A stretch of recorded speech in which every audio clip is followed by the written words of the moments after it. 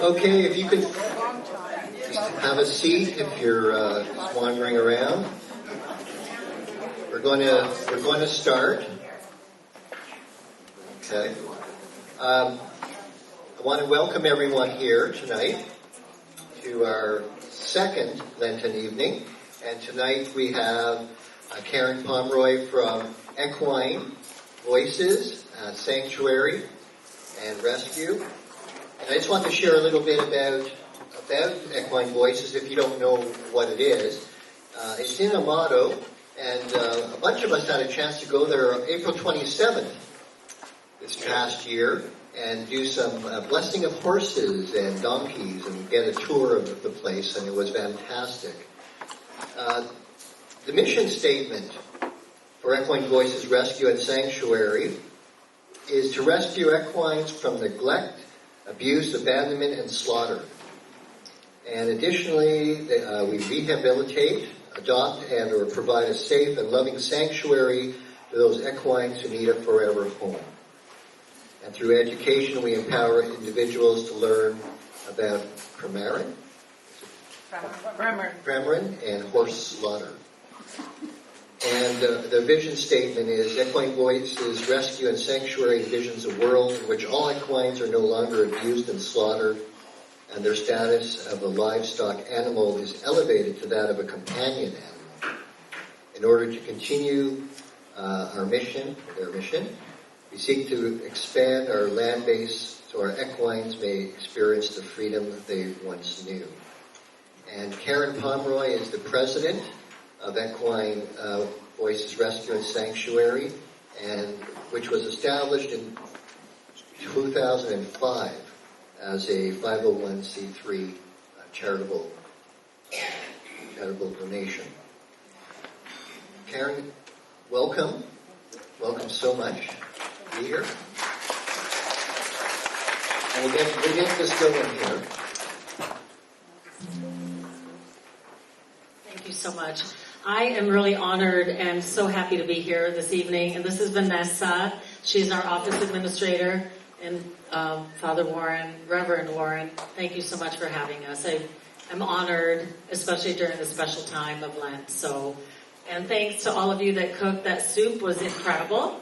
So as a vegetarian, the squash soup was incredible. I need the recipe. It's really, really good. So anyway, it's an honor to be here. I'm Karen Pomroy, the president, founder, and executive director of Equine Voices. And as I mentioned, this is Vanessa. This is a very casual thing for me. I don't have anything, I have it prepared in my head, but I don't have anything written down. I thought what we would do is show a video that I think speaks to the rescue and to what we've done for this is our 20th year of saving horses. We've saved hundreds of lives. We've had the blessings at the ranch, and it's really important that we honor the animals in our lives because they, well, especially horses, they built our country. So I would just like to introduce this video. They were college students that came from the U of A that are through the acting school, and they put this video together for us. And then what I'll do is open up the floor for Vanessa to say a few words and then answer any questions that you might have about the organization. So, thank you.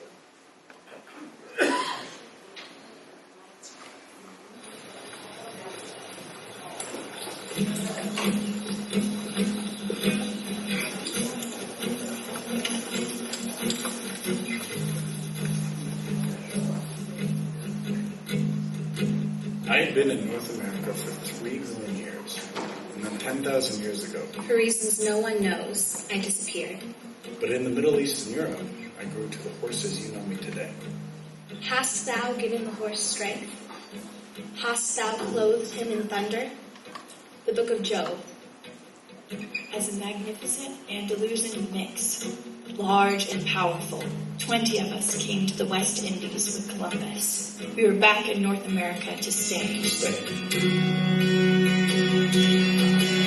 By 1700, I carried Lakota, Sioux, and Cheyenne across the Great Plains, and the settlers of the 13 colonies. I carried Paul Revere on its midnight ride. I froze in Valley Forge with George Washington and 12,000 men and women of the Continental Army. I carried them to victory, and I carried Washington to the presidency.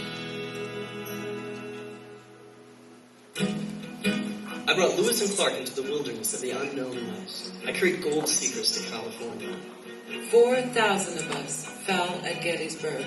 I carried Sitting Bull and Crazy Horse to triumph at Little Bighorn, and I died there next to Custer. Geronimo rode me in freedom and surrender. I galloped the pinnacle In the twilight of the Wild West. Wild West.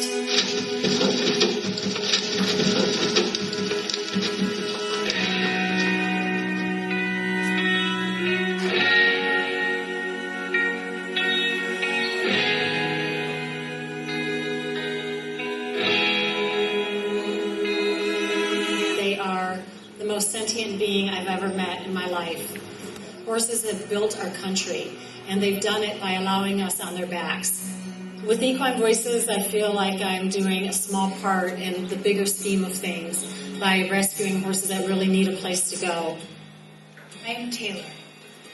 With one broken leg, I stood on the other three at an auction, already auctioned off, waiting to be loaded onto a truck in less than 24 hours to be delivered to a slaughterhouse in Mexico. I was all over the news. Kachina. People saw me chained to the back of a truck, dragged across the desert. When the sheriff arrived, a 13-year-old girl with a 2x4 was still beating me over the head. My name is Diamond Rio. I was what you would call a drug-running horse. Not by choice. One morning, in the wilderness, I was carrying hundreds of pounds of marijuana. Another group of traffickers came upon us. I was shot. I was nearly dead when the Border Patrol found me. I was found alone, wandering through the city of Mesa, Arizona, with a big gash in my head. Someone, it seems, had hit me with a 2x4 over and over. When I arrived to Equine Voices, trust me, you could not come near me. My name is Mystic. I was born in Manitoba, Canada, a Premarin mare, like my mother was before me. She was kept pregnant constantly, confined in a stall that was so small she could barely move. I was doing sales and marketing in Los Angeles, California. I met a woman that started a wild horse sanctuary, and I moved to the Central Coast to help save wild mustangs from slaughter. I found out about the Premarin mares and foals and where the drug Premarin comes from.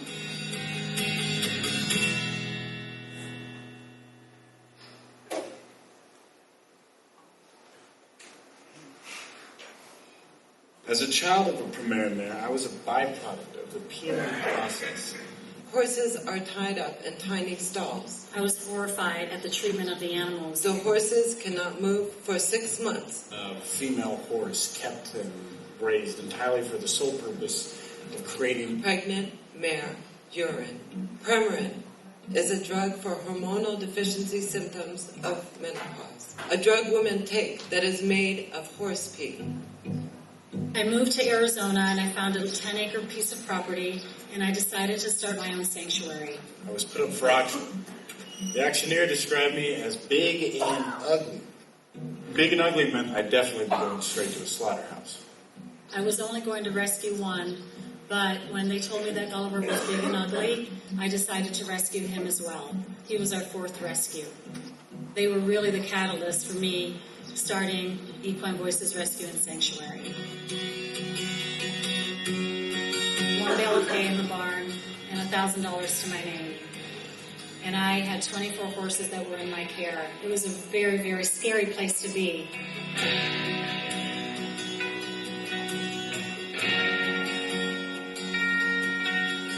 In order for me to continue my mission and this important work and the sanctuary, I waitressed at night for 2.5 years in order to get the organization up and running. I feel strongly about the fact that we're all connected and animals are part of who we are. The story of Kachina, a 13-year-old daughter was beating her over the head. What is that daughter going to grow up to be? Her father said I was being punished because I would not load into his truck. He said I am crazy and violent. Inside, I still bear those scars. But I am an ambassador for Equine Voices. My head is healed, and I am living large. I will live here at Equine Voices for the rest of my life. A happy horse and a very, very lucky horse. You could not get near me back then. And now I come to you and I say, this is my story. When Equine Voices bought me for all of $75, I practically ran into the trailer. Instead of dying in some slaughterhouse, I live on this beautiful ranch in Arizona. Nebraska. Go figure. Big and ugly. I didn't think big and ugly. I thought big and beautiful. And happy, too. It's been an amazing journey. It's been an amazing reward. If you're doing your purpose in life, something that is powerful and that is good, I don't believe you can fail. I know that Equine Voices will be here for a long time to come. I live to tell my story.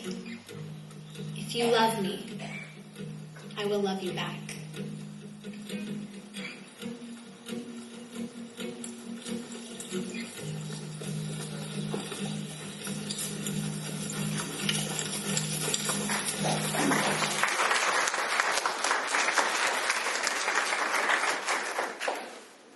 Thank you.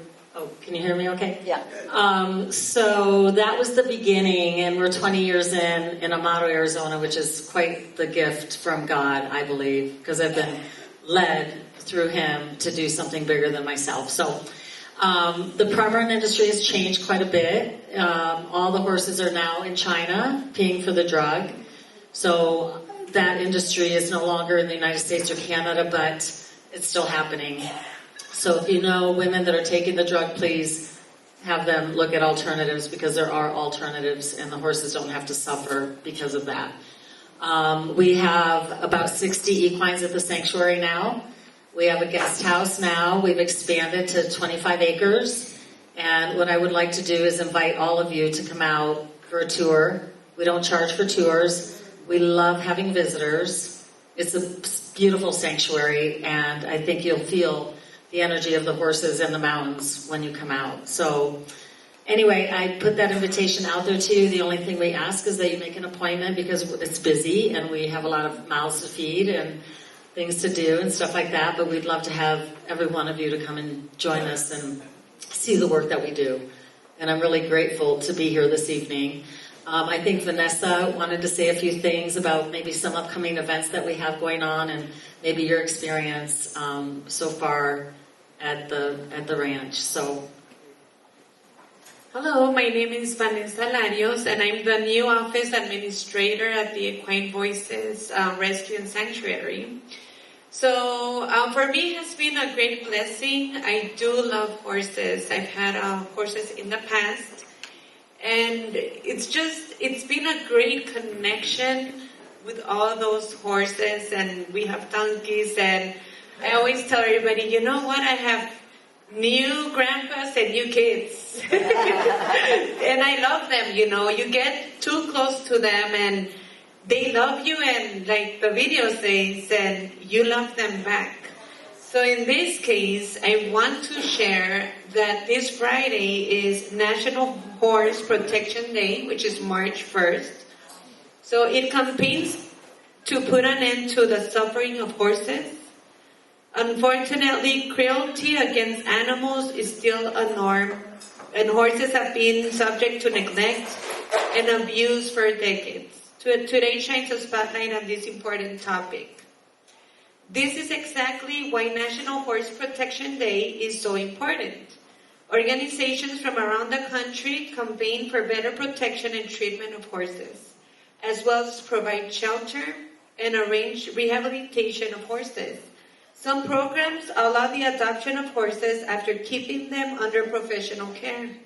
Sanctuaries are also provided for severely abused or old horses, so that they may live the remainder of their lives in peace.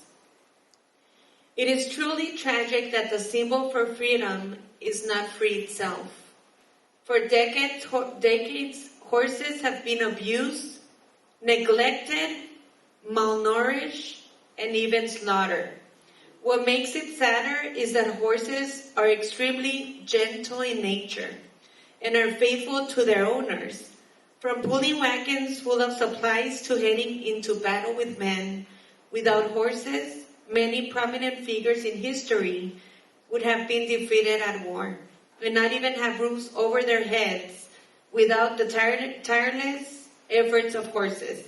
These beautiful creatures are sensitive and are harmless to humans, especially children.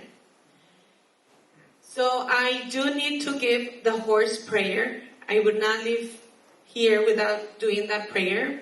And then after that prayer, we could have a moment of silence, okay? The horse's prayer. To thee, my master, I offer my prayer, feed, water, and care for me. When the day's work is done, give me shelter and a clean, dry bed. Be kind and pet me, that I may learn to love you. Do not whip me when going uphill. Never strike or beat me, but allow me a chance to understand you. Do not overload me or hitch me where water will drip on me. Keep me well shod and do not take away my defense against flies and mosquitoes by cutting off my tail. I cannot tell you when I'm thirsty, so give me clean, cool water. Give me shelter from the hot sun. Put a blanket on me when I'm standing in the cold. For I will carry you without a murmur and wait patiently for you day and night. Give me safe and sure footing. Remember that I am ready at any moment to lose my life in your service. And finally, my dear master, when my useful strength is gone, do not turn me out to starve or freeze, but take my life in the kindest way, and do not consider me irreverent if I ask it in the name of him who was born in a stable like me. Amen. Now we would like to have a moment of silence for all these abused horses and for all those horses that have died.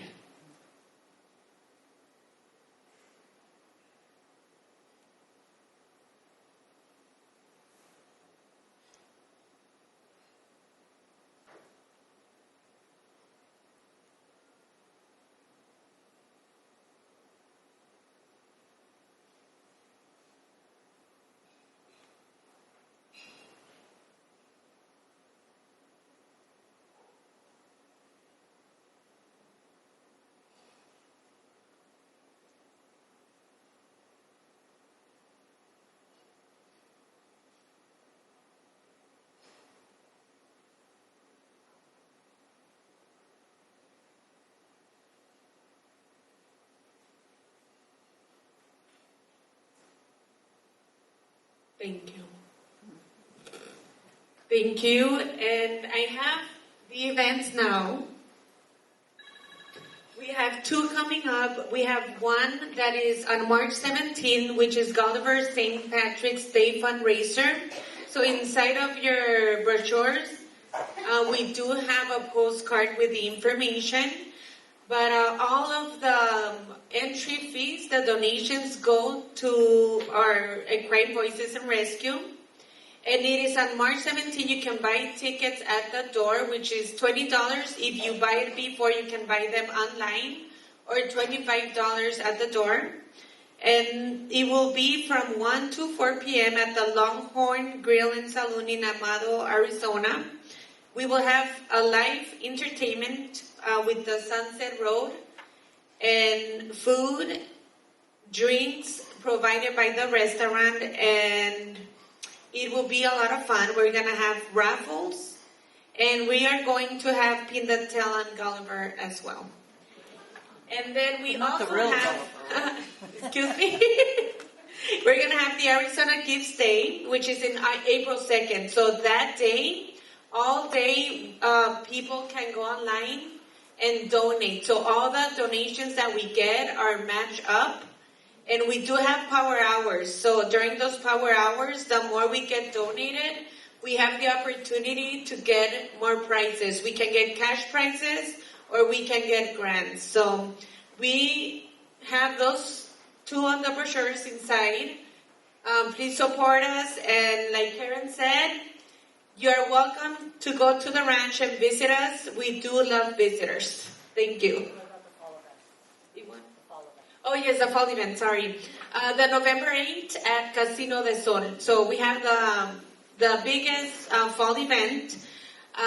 We will have auctions, live and silent auctions. We will have live music. We do get discount prices in all of the rooms there at Casino del Sol. And am I forgetting something? It's the 20th year. The most important thing is the 20th anniversary. So it's something big to celebrate. Thank you.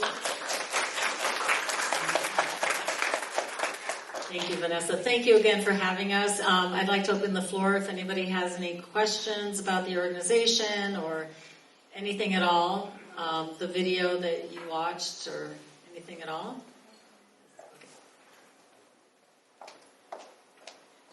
Thank you. I was part of the group that went down there in April, and I won't say that I'm a horse person. I mean, I never grew up around horses. They sort of intimidate me because they're bigger than me. You know, I like small things. But I had such a wonderful time there. And I encourage any of you who can to go down there and really experience what they are doing. It's amazing. The horses are absolutely wonderful. Each one has its own personality, and they're just great to be around. So I want to thank you for that opportunity that we had. It was a very hot day, but it was just a delightful opportunity. So thank you. Thank you very much. Phyllis, I know you want to say something, but I'll come back to you.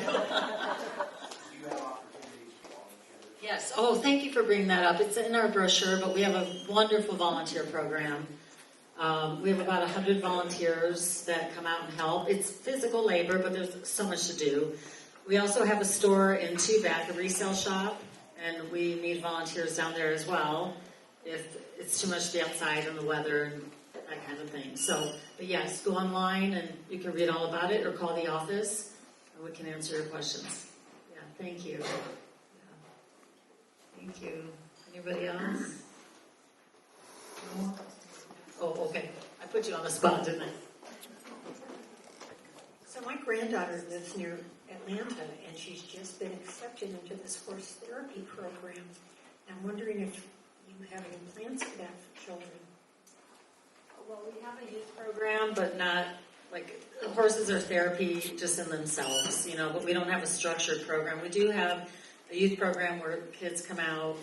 We had a Christian youth group come out last year, and they'll be coming back again this summer.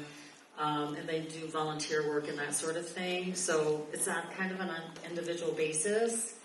But as far as therapeutic riding or therapy, structured therapy program, that's not really our mission statement. But they can volunteer and get their own therapy that way. Yeah, absolutely. You're welcome. Okay, Phyllis. I want to tell Angelique's story. Okay, go ahead.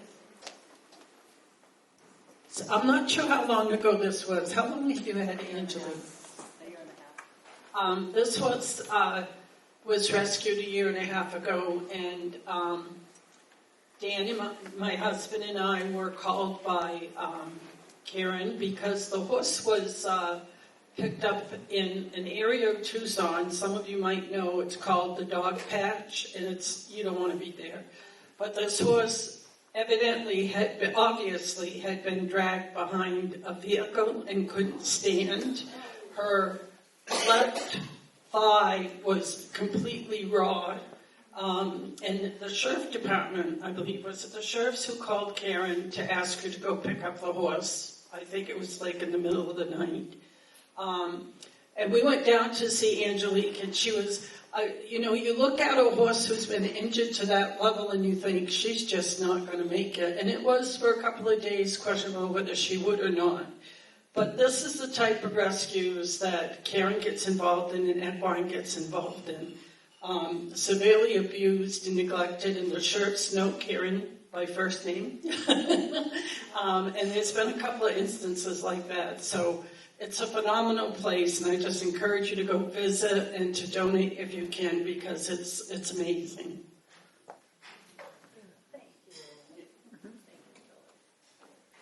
Thank you, I appreciate that. Yeah, Angelique, 5 weeks in the hospital up in Phoenix, $17,000 later to save her life. So if we didn't get the phone call, she wouldn't be here today. And she was only 2.5 years old. So, yeah. So those are the cases that we take in. We do take in really hard cases. So she was one of the tough ones for sure. But she's doing great. And if you come visit, you can meet her. And she's amazing. So she pulled through. Thank you. Anybody else? Any other questions?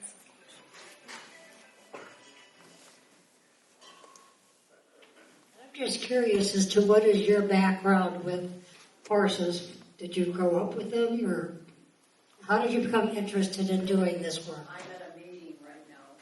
Yeah, so I was born in Germany, and we always had like little ponies and stuff, and I had horses my whole life, and then when I went to college, I got away from that. So my story is, in '94, I quit my corporate job and backpacked around the world for 18 months on $10 a day, and it changed my life. So when I came back from that trip, which taught me so much about animals and just in general, the atrocities that happen, I met a woman that was running a wild horse sanctuary. She had just started it, and I started helping her with that, and that's what really got me into the nonprofit world. And then I learned about the permanent industry, which I was horrified about, and here we are 20 years later.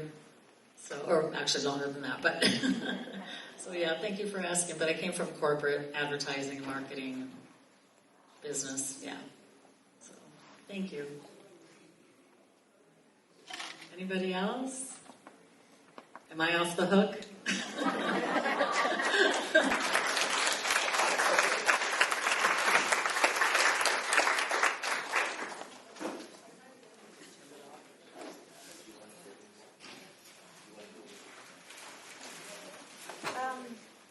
I'll just say one last thing. Hello. Oh. I love speaking on the micro. I'm kidding. Well, I just want to thank Karen for everything she has done, and it's just surprising to see everything that happens at the ranch. And just one more time, I invite you to go and have a tour. You're not going to regret it, and it's very different to just look at those brochures. But if you go in person, you're going to feel that connection and the love. It's a great feeling. And that way you can exactly feel it and know the difference. So thank you for inviting us, and thank you for having us here. And everything was very delicious. Thank you. If you are interested in going on a tour, let me know, and we can organize something, because as was already mentioned, we can't just go and show up. They have lots of other things going on, but we could schedule a tour. And just one comment, Reverend Judy mentioned about when we were there in April. When we went around blessing the horses and the donkeys and just getting the tour, I had a stole on for doing the blessings. Well, one of the horses thought, wow, that looks like great spaghetti. And decided to chew on the stole. But thanks to Reverend Judy, I think we got her cleaned quite well. Again, thank you so much for being here and sharing, and we'll see what we can do. What? Oh, one question. One more. Have you all ever been in touch with the Arivaca Boys Ranch? Yeah, they're not in business anymore. Oh, that's too bad. Yeah, one of the boys from there have worked for me for a while. Yeah, we went out and visited them when they were. Thank you. Thank you. Well, next week, don't forget, Amado Day, school will be here, but primarily they're going to also be talking about the Santa Teresa tile works that they do and that the students are part of and earn money also for the school and learn to do business. And then hopefully they'll bring a whole bunch of samples and talk about their tile works. So that's next week. Thank you.